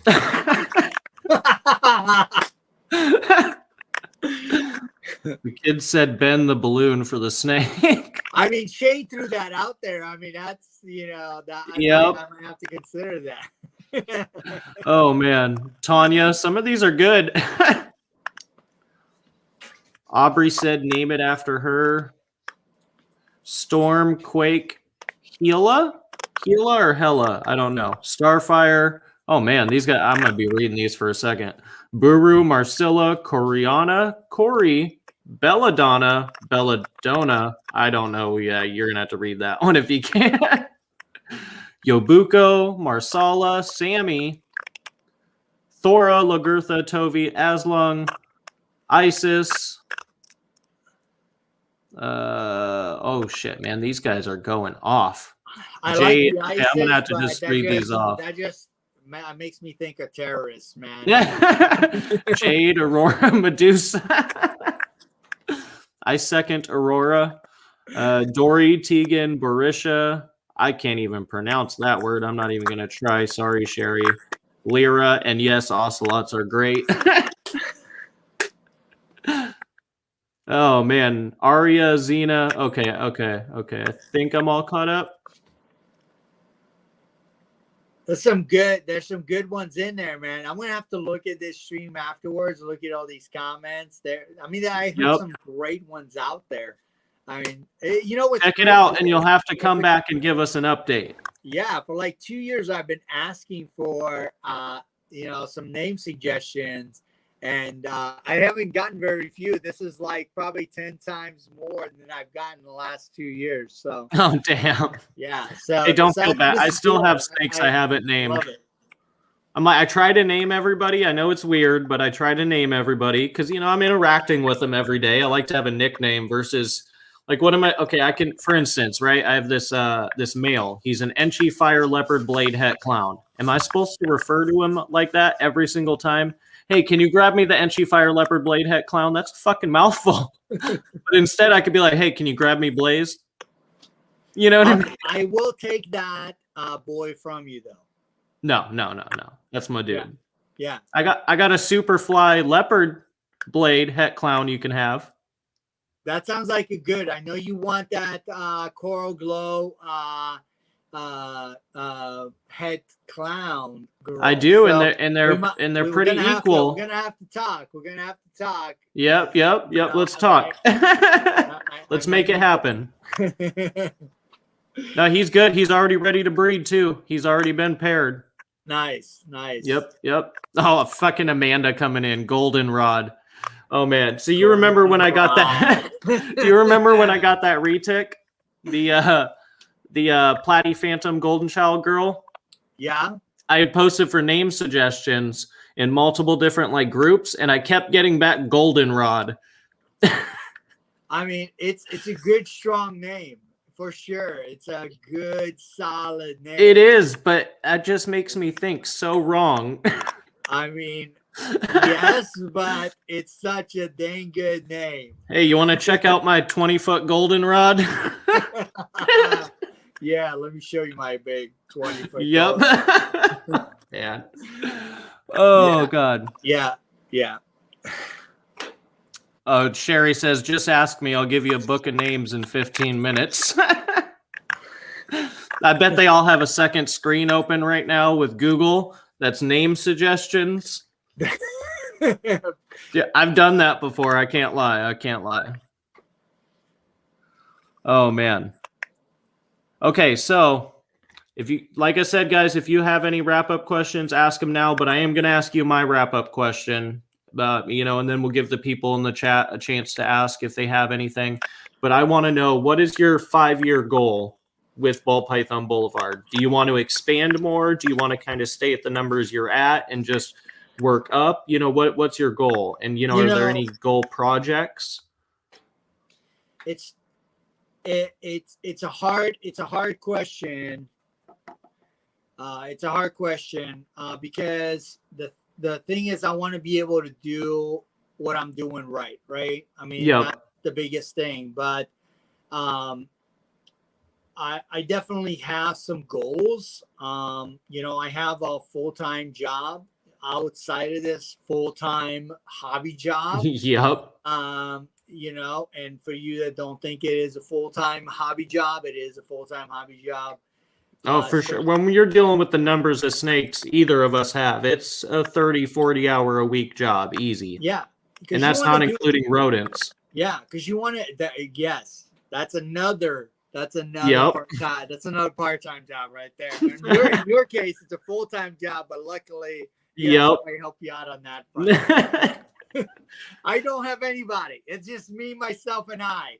Man, Carter's almost old enough. You got to get him cleaning tubs now. Huh? You got to get Carter cleaning tubs now, man. He's almost old enough, or should be old enough. Gotta pay. I gotta pay somebody, and that's the biggest thing, right? Is do I want to hire somebody at some point to help me out in this, And that's ultimately like gonna have to be a thing because I got a full-time job, so eventually I can quit that. That's another 40 hours I can devote to this. Well, probably more because I'm commuting like an hour and a half each day. Yeah. So probably like an additional 47, 48 hours I'll have additional to put into this hobby. Yeah. But there's going to be a time where I'm going to have to go and be realistic and go like, I need help. I need somebody help me out because right now, it's me, myself, and I are the 3 employees. So it's I mean, I haven't really thought about it that far. I mean, right now I'm thinking I'm 2 years away from possibly being able to leave my full-time job and being able to do this full-time. I'm not thinking beyond that. Because, I feel it. because every year things are going to change and things are going to blow up. And I don't know, where projects are going to go, where the laws are going to go. By the way, if you didn't listen earlier, you need to rewind and listen up about Lacey Act and everything else going on. But it's ultimately, I just want to do it right. No matter what. I think for all of us that are passionate in the hobby, we just want to do it right and put our all into it. I feel it. Not skip steps and not bypass things just because it's easier. Yeah, and you got to make sure you're set, especially before getting rid of your day job. I've always been told by, some of the guys I learned from, and they always said when you're losing money going to your day job, that's when you should probably quit. Yeah. And and I'm not fantastic on the YouTube thing. Obviously, I have a YouTube channel going on. I post occasionally, not as much as you lately, but obviously, so I just want to be able to make sure I have time for everything, and that's the thing. Right now, it's not a whole lot of time to be able to devote to certain things that I want to devote to. Yeah, like YouTube and promoting the business and all that. So at some point, I gotta decide whether it's time to go full time into the hobby. And maybe put more time into social media, YouTube, and all that. So, yeah. Speaking of that, we're gonna have to get together here soon and do a collab or something. Yeah, I mean, for sure, my intro, well, I have no intro. So his intro is about 5,000 times better than my intro because it's non-existent. We'll hook you up, bro. We'll hook you up. Hey, so before we jump out of here, though, I do want to give you a chance. Shout out all your social media, anything you want. I'm going to throw you on the full screen. Let these guys know how they can get a hold of you. And also, the best way to contact you. I've also thrown links in the description down below. But I'm going to throw you up here and just let everybody know how they can get a hold of you. Oh, man, I appreciate that. I mean, it's very easy for me. I got all the branding on Ball Python Blvd. So just Ball Python Blvd on whether it's Facebook, Instagram. Yes, even on Twitter. We're pretty much everywhere. Ball Python Blvd, Ball Python Blvd, gmail.com, Ball Python Blvd on Morph Market. Pretty much type it in anywhere, and we're pretty much have a presence on all the platforms. So really easy to get a hold of us as long as you shorten up the Boulevard to BLVD. Awesome. Hey, man, thank you so much for coming on. You were a wealth of information. It was good catching up. We definitely got to talk about that snake thing. So look forward to a message from me here in like 10 minutes. And I'm still getting the blow-ups for the stickers. So, oh, man. See, I'm going to have to check all my messages afterwards. Oh, man. All right. Well, let's wrap this up. I'll let you get those messages, and I'll talk to you here in a few. All right, man? All right, man. All right, man. Thank you so much. Damn, you guys. That was awesome. Love Mike. He's one of the first local guys I met here in my area when I first got into the hobby, and just been a really good guy to know and to learn and grow with in this community sense. So I really wanted to bring some of his stuff to you guys. And like I said, all of his stuff is in the description of this video down below. So make sure you guys go show him some love.